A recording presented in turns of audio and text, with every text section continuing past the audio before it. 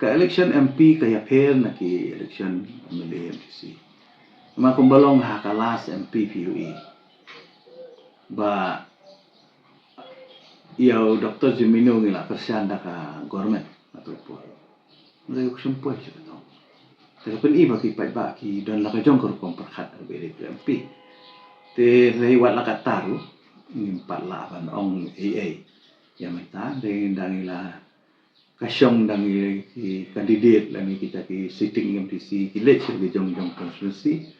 mungkin assess kin analyze dan kini kendu iki nong persan ki jong ki namangi don la ka jong ka organization ki konstitusi level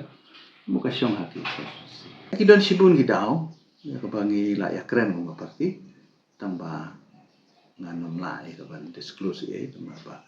kani ka internal matters mo parti ngila assess but needs to take step jadi step ki badan kam na bata kum badan kanya pa pi habakadon kanunu ka anti establishment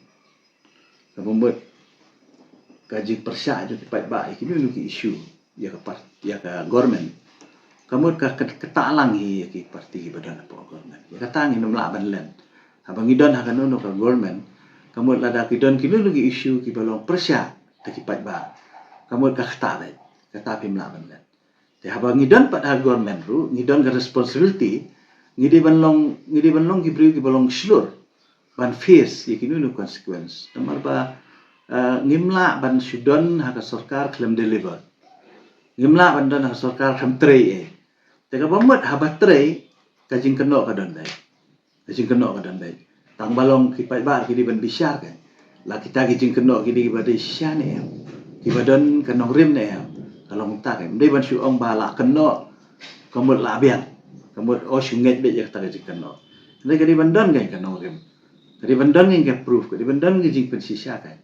takadaw ki pai ba ki ban bisyar ba ma ban su ong ba ka government kam le ero ya ka ta him la ban ong nomor ki every government hi ki deliver tambah sulong kum ta kan ndei ba ong ba haba put we so syang kini pulut